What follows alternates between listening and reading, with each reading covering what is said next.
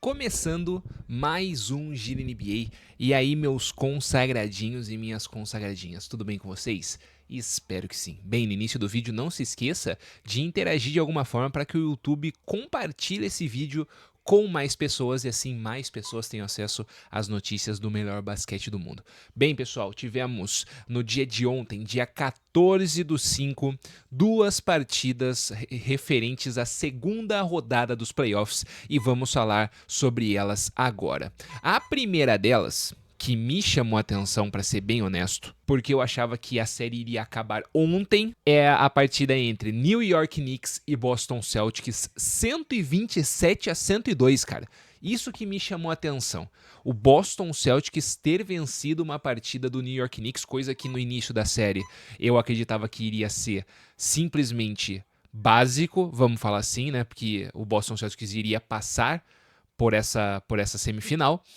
E infelizmente não aconteceu. Entretanto, ontem o Boston Celtics, mesmo sem o Jason Tatum jogando lá no TD Garden, conseguiu fazer o resultado, cara. 25 pontos de diferença. E analisando aqui o gráfico da pontuação, o jogo ele foi disputado até mais ou menos ali uns 8 minutos e 50 do terceiro quarto.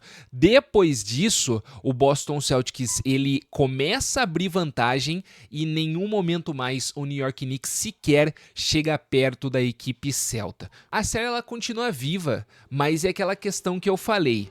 Eu não vejo o Boston Celtics de hoje conseguindo vencer outras duas partidas do New York Knicks. Mas também, né, se você for falar dessa maneira, né, se você for ver, fala assim, ô Vinícius, você também achava que o Boston Celtics não iria vencer mais nenhuma. E já venceu.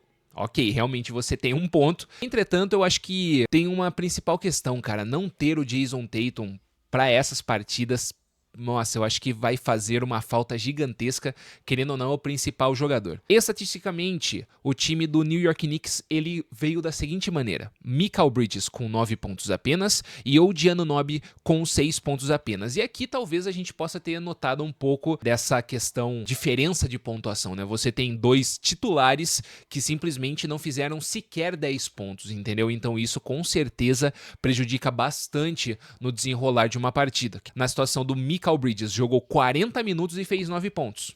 Entendeu? É um jogador que você acredita que consegue fazer ali os seus 15 pontos numa partida. Da mesma maneira que o OG Anunoby, 36 minutos e 6 pontos. É isso que eu tô querendo dizer. Karl Anthony Towns, 19 pontos. Jalen Brunson, 22 pontos. E Josh Hart, 24 pontos. No banco de reservas, nenhum jogador fez sequer 10 pontos. Da linha dos 3 pontos, 12 de 30, 40% de aproveitamento. Aqui foi até um bom aproveitamento, né? E da linha do lance livre, 32 de 40, 80% de aproveitamento. Já o time do Boston Celtics veio da seguinte maneira: Al Horford, 12 pontos. Kristaps Porzingis, 1 ponto. Rapaz, o que tá acontecendo com o Kristaps nessa segunda fase, cara? Jogou 12 minutos, 1 ponto, mano. E é um cara que tem total capacidade de fazer bem mais do que isso.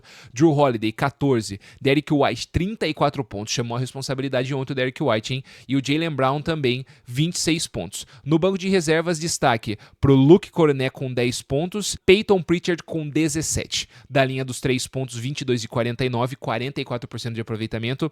E da linha do lance livre, 17 de 26, 65% de aproveitamento. E aqui eu gostaria de chamar a atenção nessa estatística da linha dos 3 pontos, que é uma coisa que a gente não estava vendo o Boston Celtics chegar a esse volume de acerto, né, que é o conhecido 40%. Na NBA, se você acerta 40% das bolas de 3 que você chuta, é tido como um bom aproveitamento, um aproveitamento ali acima da média. E é uma coisa que é a principal característica do Boston Celtics, foi como a equipe ela se moldou durante a temporada regular inteira e venceu muitos jogos dessa maneira. Entretanto, nesses playoffs, nessa segunda fase, não tem conseguido alcançar esse número. A gente viu números bem mais baixos nas últimas partidas e ontem conseguiu alcançar ali os 44%. Ótimo, vamos ver se isso daí vai continuar sendo mantido para uma próxima fase. A série aqui continua viva, mas que nem eu mencionei no vídeo passado, foi uma surpresa para mim no jogo de ontem o Boston Celtics ter vencido o jogo. Vou falar bem a verdade, na minha opinião o New York Knicks iria encerrar a série agora. Não encerrou, beleza, a série continua viva, mas na minha visão é questão de tempo pro New York Knicks ele conseguir se classificar. E que nem eu falei, New York em 5, em 6 ou 7. Aí é só questão de tempo pra gente definir. Segundo jogo da noite, e aqui, sem nenhuma surpresa, temos o primeiro finalista da Conferência Oeste. E são eles, o Minnesota Timberwolves, que venceu a partida contra o Golden State Warriors 121-110. E aqui, nenhuma surpresa, para ser bem honesto. A equipe do Minnesota Timberwolves, ela liderou simplesmente do início ao fim da partida, sem nenhum tipo de problema, e essa é uma questão que a gente já imaginava, né? Sem o Stephen Curry, realmente a equipe do Golden State Warriors, ela não conseguiu ter uma outra saída, uma válvula de escape para essa situação, e o Minnesota Timberwolves, que na minha humilde visão, no início desses playoffs era o azarão, tanto contra o Lakers, tanto contra o Golden State Warriors, consegue chegar a sinais, e eu acredito que até uma surpresa para a maior parte das pessoas que com certeza não colocaria o Minnesota como um finalista. E aí, cara, até para não falar assim que o Minnesota chegou por acaso, vamos falar bem a verdade,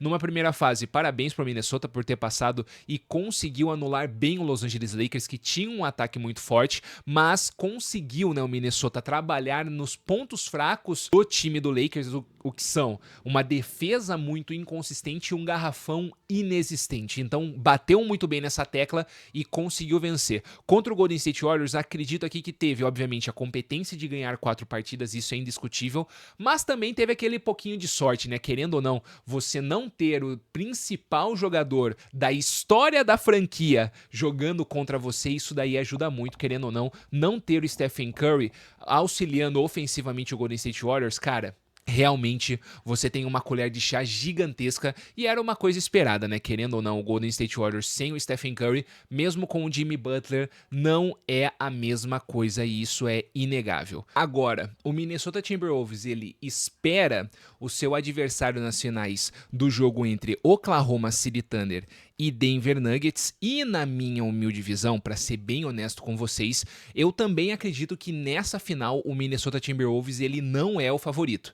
Para ser bem honesto, na minha humilde visão, eu acredito que tanto Denver quanto Oklahoma têm elencos melhores e jogam um basquete melhor que o Minnesota. Mesmo o Minnesota mostrando toda essa capacidade que ele está tendo nessas séries de playoff, tá bom? Estatisticamente, a equipe do Golden State Warriors ela veio da seguinte maneira: Draymond Green, 10 pontos, Tracy Jackson Davis com 2 pontos, Jimmy Butler, 17 pontos, Buddy Hield, 8 pontos, Brandon Posienski com 28 pontos. Ontem, caramba, 28 é bastante coisa pro Brandon, cara, pelo menos nessa série de playoffs.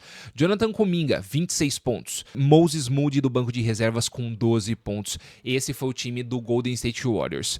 Da linha dos 3 pontos, 11 de 39, 28% de aproveitamento. Do lance livre, 21 de 30, 70% de aproveitamento. O Minnesota Timberwolves, Julius Randle, 29 pontos. Jaden McDaniels, 14 pontos. Rudy Gobert, 17 pontos. Aqui, rapaz, 17 pontos, difícil de ver o Rudy Gobert fazendo mais do que 10. Mike Conley, 16 pontos. Veio bem também ontem, porque tava meio sumido. E Anthony Edwards, 22 pontos. E no banco de reservas, Donte DiVincenzo com 13 pontos. Da linha dos 3 pontos, 13 de 31, 41% de aproveitamento. E da linha do lance livre, 10 de 15, 66% de aproveitamento. Esse foi o vídeo. Espero que vocês tenham gostado. Tamo junto e até a próxima.